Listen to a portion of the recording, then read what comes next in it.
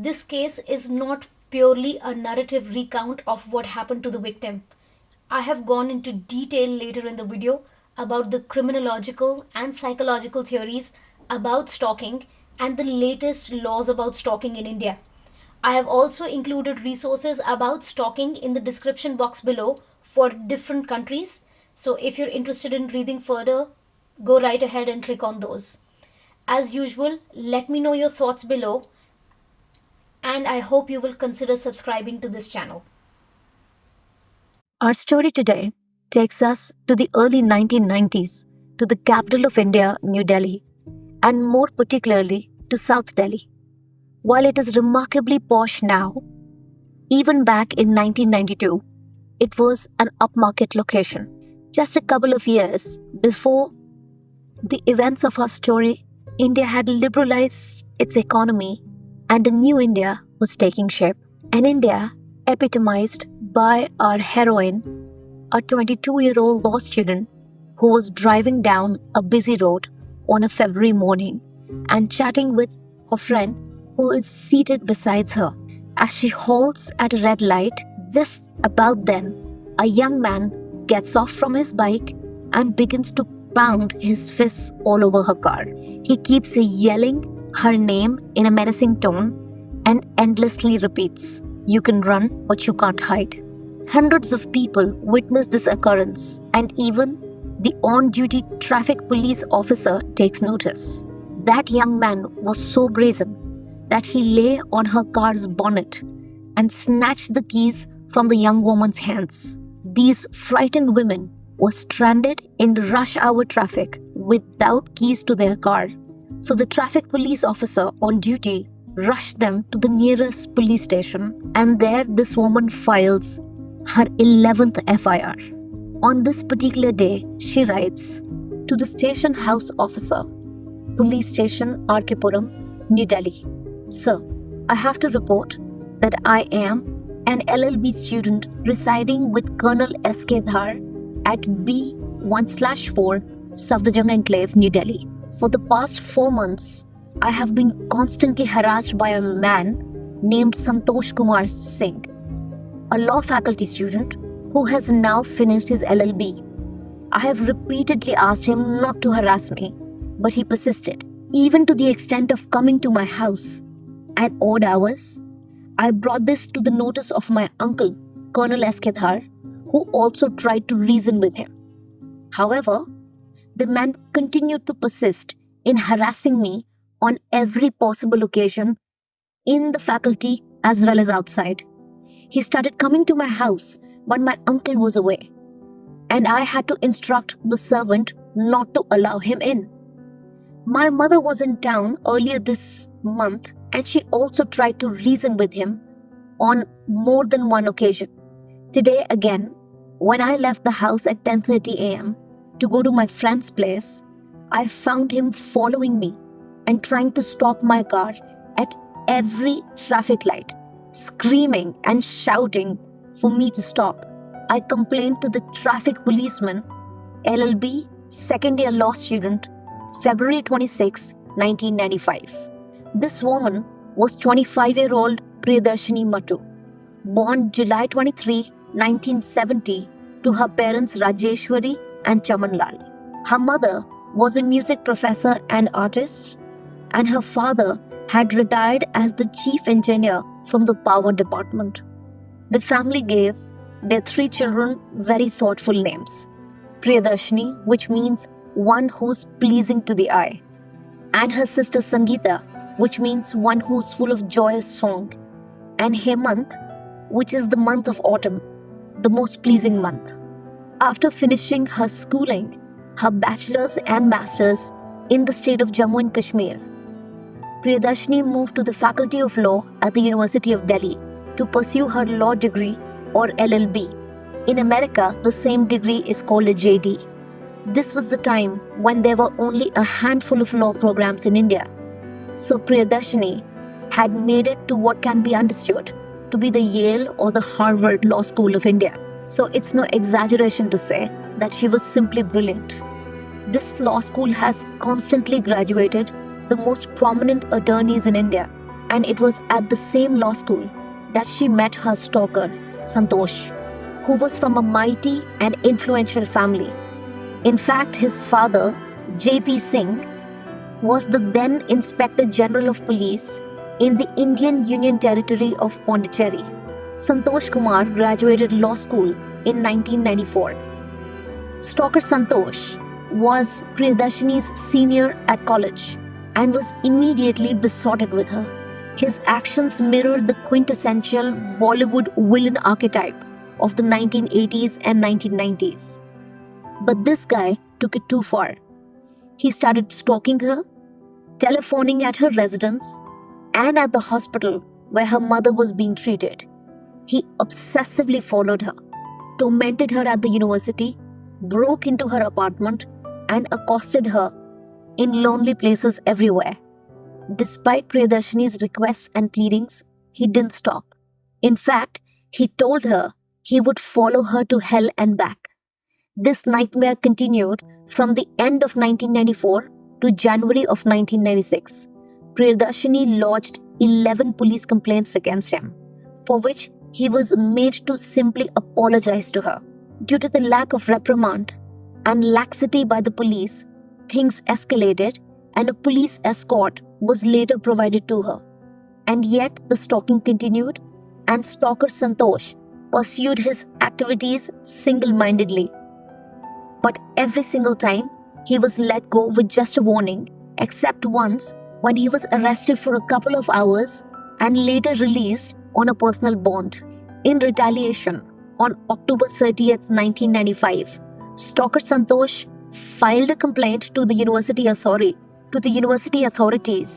alleging that Priyadarshini was simultaneously pursuing two courses, a Master's in Commerce and an LLB, violating the rules of the university. Due to the complaint, the university sent Priyadarshini two show cause notices demanding an explanation. Stalker Santosh also sent two more reminders to the university authorities to take swift action against Priyadarshini. Not only this, but he kept pushing this matter further, to which Priyadarshini Mattu had to submit an explanation. She had finished her master's degree in commerce in 1991 before stepping into LLB at the University of Delhi. In addition, she told the authorities yet again about the repeated harassment of the past 1.5 years. Everyone knew that the complaint was malicious, but as per the rules, the results of her law 5th semester were withheld until the complaint was cleared. But all this time, her mother was frequently in and out of the hospitals. And in addition to the harassment by Santosh, she was taking care of so many family matters. On the fateful day of January 23rd, 1996, the Mattu family wakes up bright and early and prepares to head out on a cloudy, cold day. They wait for the personal security officer, Rajinder Singh, to turn up. When he doesn't, they leave their residence at around 9 a.m. Priyadarshini drives her parents to the High Court at T. Sazari at around 10:15 a.m. and then heads to the campus to attend her regular 11:15 a.m. class. She also fills in paperwork for the elective courses she was planning to take in the last semester of law school. And that's when her personal security officer, Rajinder Singh, turns up. Next, she drives back to the court to pick up her parents, but she doesn't see them.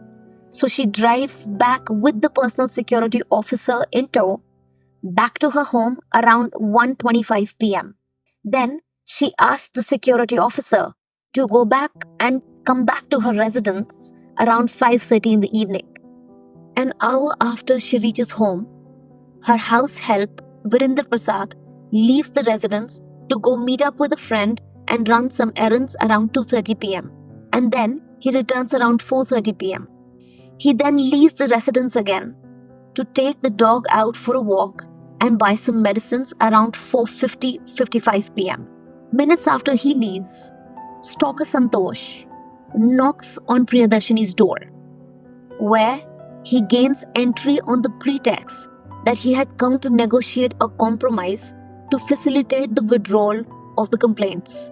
She starts conversing with him at the door, and that's when he throws the door open and enters the home. She tries to barricade herself in the bedroom, but she's pushed and overpowered, and then he forces himself on her. Then, as if this was not enough, he takes his bike helmet and bashes her face not once, not twice, but 14 times. And then a final coup de grace was when he strangled her with an electric cord. At around 5:30 p.m., Vrinder Prasad, the Mattu family servant, returns to find Priyadarshini deceased. He rushes towards the home of the neighbor Kupuswamy, and together they call the police. Almost simultaneously, Constable Rajinder Singh reaches the Mattu's apartment. The police surrounds the house shortly after the call is made, and about an hour later, by 7:30 p.m., Priyadarshini's parents finally arrive home to find their worst nightmare had unfolded in their absence. Before they had the time to process or grieve what had unfolded, they had to stay strong and immediately inform the police about all that had happened thus far. While all this was happening, Stalker Santosh went as usual to attend his evening classes at the Indian Law Institute, arriving just a few minutes late, obviously giving himself an alibi. The police recorded 5 witness statements on the spot that evening, and Stalker Santosh immediately became a person of interest on the night of the 23rd and the morning of the 24th of January 1996. He is brought before Inspector Lalit Mohan, and the inspector notices some tenderness on the right hand and an injury which was not bandaged or plastered. Inspector Mohan then sends Stalker Santosh for a medical examination at Safdarjung Hospital around 3:45 a.m. by Dr. R.K. Vadwa, who finds 2 wounds on Stalker Santosh. One, a swelling on the right hand side, and the second, scar marks on the lower limbs and on his chest. The doctor also x-rayed his right hand and found a metacarpal bone injury. Stalker Santosh was then allowed to go home and was directed to visit the police station at 9 a.m. on the 25th of January 1996. He was then interrogated on that day and advised to visit the police again the next morning. In the meanwhile, the technicians were working on the crime scene, where they found a large quantity of blood in the immediate vicinity of Priyadarshini's body. Her body had been stuffed underneath a double bed. Her hair had been pulled out of her head and was found all over her jacket, which was lying near her body. Broken pieces of glass were also found in the immediate vicinity of the body, and the entire place was swabbed for fingerprints.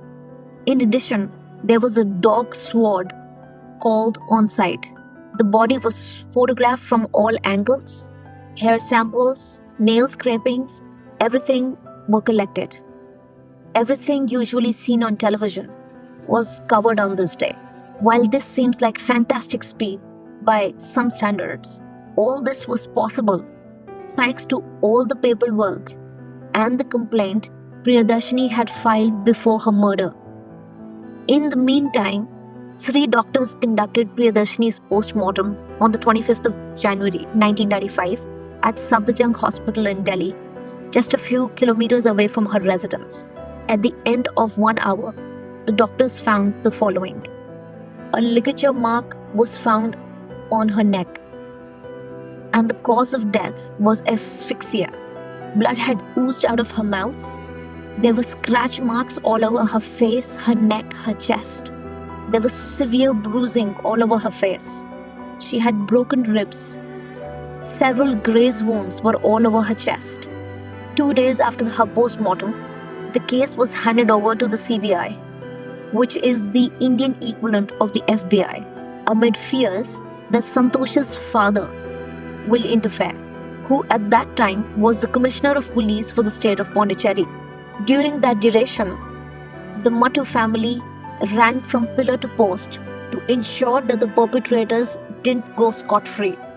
But the wheels of justice take time to turn. So, a year and 3 months after the murder, on April 11, 1996, the CBI filed a charge sheet in the case against Stalker Santosh Singh. On August 11th, 1997, a year and a few months after the initial charge sheet, the trial started in the Additional Solicitor General S.C. Mittal's court. This was a bench trial and not a jury trial, with only one judge presiding. After 5 months, on January 3rd, 1998, the prosecution closes its evidence. The court examines 50 witnesses and there are no defense witnesses. A few months after that, by April 18th, 1998, arguments closed in the case, but it was marred by a controversy of allegations of money changing hands ahead of the judgment. The case was transferred to trial court, and on December 3rd, 1999, Santosh was set free by the trial court after it damned the CBI for failing to produce clinching evidence. The acquittal shattered the public's confidence in the legal system of India. A senior CBI official told the Outlook magazine, and I quote, "The evidence was enough for the court to reach a conclusion, but it was strange to see that the judge set the accused free," unquote. Some people think the reasons given were just a smoke screen, since the judge himself said, and I quote, "Though I know he's the man who committed the crime, I acquit him, giving him the benefit of the doubt," unquote. Words that can make your blood run cold. The judge further said, and I quote, "The benefit of the doubt is being given to the accused for 4 reasons. One of the main witnesses, the neighbor Kupuswamy, was not even examined by the police even 2 days after the incident. This delayed examination gave the defense grounds to argue that the neighbor was a witness created by the investigators. Another thing pointed out was that the CBI took 2 days to examine and question Virendra Prasad, the Mattu family assistant who actually found Priyadarshini's body. For the prosecution, the servant Prasad was the main witness. Apart from the callous manner in which the witnesses were handled, the investigators made a mockery of collecting forensic evidence and getting them tested. Items collected during Priyadarshini's post-mortem at the Safdarjung hospital were lost in the chain of command, where nobody could point out who received the items, and hence the defense was able to play up the chain of custody issue. Even after the CBS took over the case, an inspector of the Delhi police continued to be associated with the matter. And just as a reminder, the perpetrator's father was the commissioner of the police. The verdict in the Priyadarshini Mattu case also figured in the parliament on December 14th, with members of both the lower house and the upper house expressing concerns over this acquittal. On February 29th of the year 2000, 4 years after Priyadarshini's murder, CBI appeals the Delhi High Court against the judgment of the acquittal of Stalker Santosh. In all these intervening years, the Mattu family was left to live with the pain of this absolute injustice. However, something interesting happened that brought about a change in the cultural fabric of urban India. This was the rise of the news channels and the 24-hour news cycles that picked up this case, and it found sympathy from people across the country. It became one of those famous trial by media cases in the early 2000s. This launched many Justice for Priyadarshini rallies. Finally, a combination of public pressure and the judiciary losing people's trust ultimately led to the High Court convicting Santosh Kumar Singh on October 17th, 2006. This was 10 years after her murder. In the same year, on October 30th, 2006, Santosh Kumar Singh was in fact given the death sentence by the Delhi High Court. But of course, Stalker Santosh filed a plea in the Supreme Court of India challenging the death sentence awarded to him. So, 4 years later, on October 6th of 2010, Supreme Court commuted Stalker Santosh's death penalty into a life term. The court cited several mitigating factors, like his quote-unquote young age. Just a reminder, Stalker Santosh was 25 years old when he murdered her. In fact, he was a married man by this time. The court also cited that Santosh was a married man who had fathered a daughter and who had lost his father, the father who had been aiding him and keeping him out of jail for so long. The Muttu family was, of course, unhappy. And just in case your blood was not boiling just yet, Stalker Santosh gets to go out of the jail each year to take exams and visit his daughter. The court calls him, quote unquote, a model prisoner. These days, he apparently spends his time helping others inside the jail thanks to his extensive knowledge of the law. The only solace for the Muttu family is that this man will never be released. Since 2010, unfortunately, the entire Muttu family, with the exception of their son, has passed away. There are many lessons to be learned from this tragedy. First, just like Priyadarshini, we must ensure that we too contact the police, especially when we feel pursued or followed. Ultimately, the paper trail she had created when she was alive proved to be the clincher. It's a shame that her alma mater has not set any scholarship in her name. If someone took the judicial process and the law seriously, it was definitely Priyadarshini. It won't be a stretch to say that Priyadarshini would have been an excellent attorney, and it's a shame that we all lost someone like her. Seeing the Muttu family members in the press constantly fighting that lonely fight gave people of India hope. In fighting for Priyadarshini, they fought for all of us, and for that we should be eternally thankful. The lesson from the Muttu family's suffering is that we should vow not to turn a blind eye to the red flags that we see around us. A critical issue of stalking emerges from this case.